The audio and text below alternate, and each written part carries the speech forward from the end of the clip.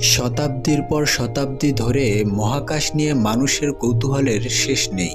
প্রাচীনকাল থেকে আসা নিরন্তর গবেষণা যেন আজও শেষ হবার নয়। আধুনিক বিজ্ঞানের কল্যাণে মানুষ এখন সৌরজগতের বাহিরেও অবজার্ভ করতে শুরু করে দিয়েছে।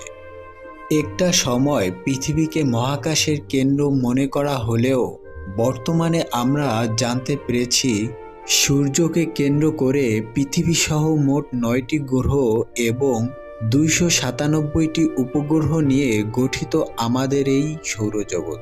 তবে সীমাহীন অশেষ মহাবিশ্বের তুলনায় এই জগৎটি অতি ক্ষুদ্র। আজ আমরা ভ্রমণ করব মহাবিশ্বের শেষ সীমানা পর্যন্ত।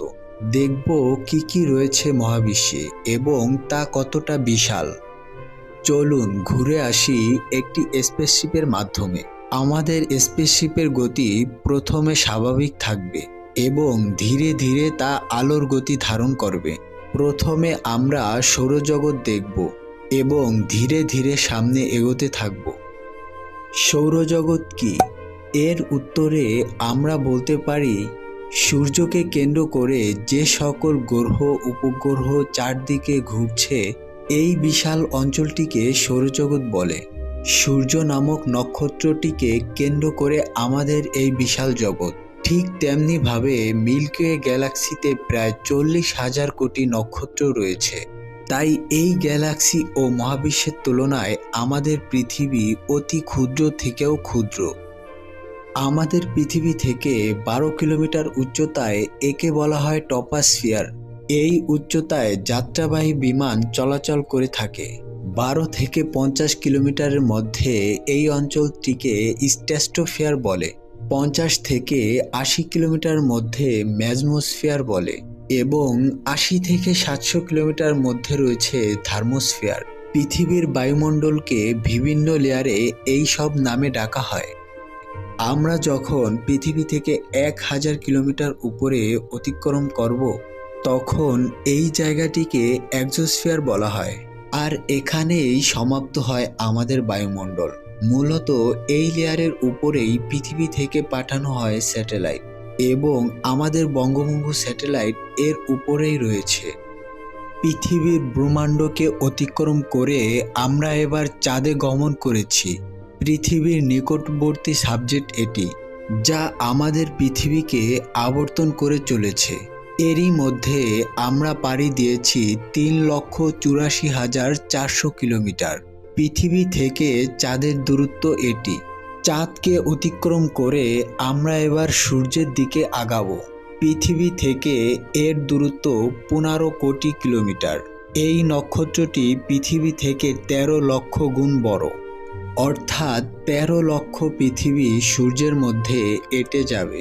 সূর্যের সবথেকে নিকটবর্তী গ্রহ হল বুধ। সূর্য থেকে এর দূরত্ব ৫,৮০,০০,০০০ কিলোমিটার। তারপরের গ্রহটির নাম শুক্র, যার দূরত্ব ১০ কোটি কিলোমিটার। এর পরেই আমাদের পৃথিবী। আমরা চলে এসেছি আমাদের প্রতিবেশী গ্রহ মঙ্গল গ্রহে। এই গ্রহটি আমাদের পৃথিবী থেকে প্রায় অর্ধেক। পৃথিবী থেকে এর দূরত্ব ২২ কোটি কিলোমিটার। বৃহস্পতি, শনি, ইউরেনাস, নেপচুন ও প্লুটোকে অতিক্রম করে আমরা আমাদের সৌরজগতের বাইরে চলে যাচ্ছি। এই জগৎটিকে বলা হয় ইন্টারস্টেলার স্পেস। ইন্টারস্টেলার স্পেস কি? দুটি নক্ষত্রের ফাঁকা জায়গাকে ইন্টারস্টেলার স্পেস বলা হয়। ১৯৬৭ সালে নাসাকৃত মানব সৃষ্টির প্রথম কোনো যান যা আমাদের সৌরজগৎকে পেরিয়ে ইন্টারস্টেলার স্পেসের মধ্যে ঢুকে পড়ে, যার নাম ভয়েজার ১। এই স্পেসক্রাফটটি প্রতি সেকেন্ডে ১৭,০০০ কিলোমিটার গতিতে ছুটে চলছে। আমরা এবার গমন করব নক্ষত্র বা তারার রাজ্যে। তাই এবার দূরত্ব হিসেব করা হবে আলোর গতি হিসাবে, কারণ আলোর গতি এখন পর্যন্ত সবচেয়ে বেশি গতিশীল ধরা হয়। আলো প্রতি সেকেন্ডে ৩ লক্ষ কিলোমিটার পথ অতিক্রম করে। মিনিটে ১,৮০,০০,০০০ কিলোমিটার পথ অতিক্রম করে। ঘন্টায় ১৮০ কিলোমিটার এবং একদিনে ২৬০০ কোটি কিলোমিটার পথ অতিক্রম করতে পারে। এই হিসেবে সূর্যের আলো পৃথিবীতে পৌঁছাতে সময় নেয় মাত্র 8 মিনিট 3 সেকেন্ড। এইভাবে এক বছরে যে পথ অতিক্রম করতে পারে তাকে 1 লাইট ইয়ার্স বলে।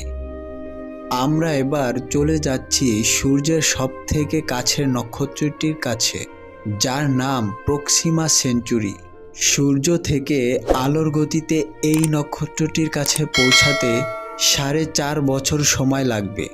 এই নক্ষত্রটি এতই বিশাল যে এক প্রান্ত থেকে অন্য প্রান্তে আলোর গতিতে পৌঁছাতে 2 ঘন্টা সময় লাগবে। আমাদের সূর্য এই নক্ষত্রটির তুলনায় অতি ক্ষুদ্র। এই নক্ষত্রটির মাঝে 4 কোটি সূর্যকে ফিট করা যাবে। আমরা এবার ছুটে চলছি বহু দূরে।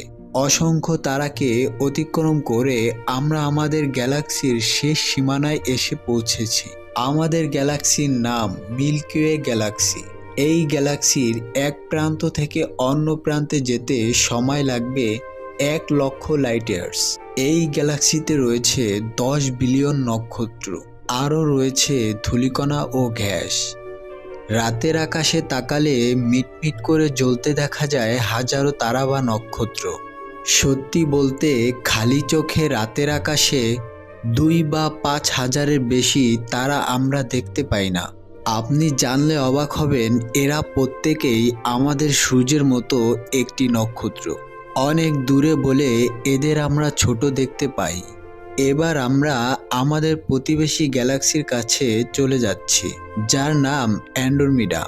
মিল্কি ওয়ে গ্যালাক্সি থেকে অ্যান্ড্রোমিডা গ্যালাক্সিতে পৌঁছাতে সময় লাগবে 20 লক্ষ বছর। এর আয়তন অনেকটা আমাদের মিল্কি ওয়ে গ্যালাক্সির সমান। এবার আমরা লোকাল গ্রুপ অফ গ্যালাক্সির কাছে যাব।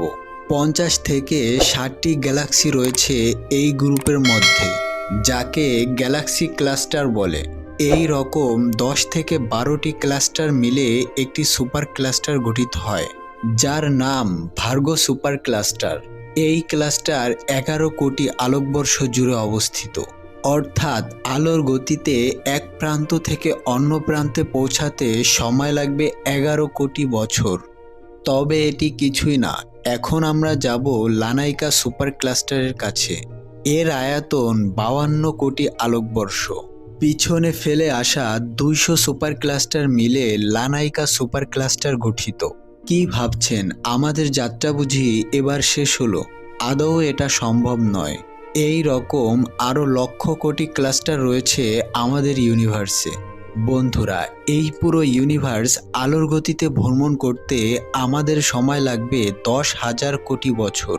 বন্ধুরা, একটু ভাবুন তো, সীমাহীন অশেষ সৃষ্টি এতটাই বিশাল। এই সৃষ্টির স্রষ্টা কত বড়। আমরা এখন যে অবস্থায় এসে পৌঁছেছি, আমাদের পৃথিবীকে খুঁজে বের করা অসম্ভব।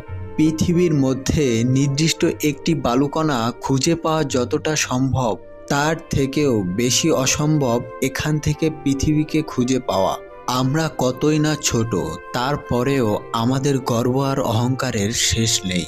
বন্ধুরা, আজকের ভিডিও এই পর্যন্তই। ভালো লাগলে অবশ্যই সাবস্ক্রাইব করে আমাদের সাথে থাকবেন।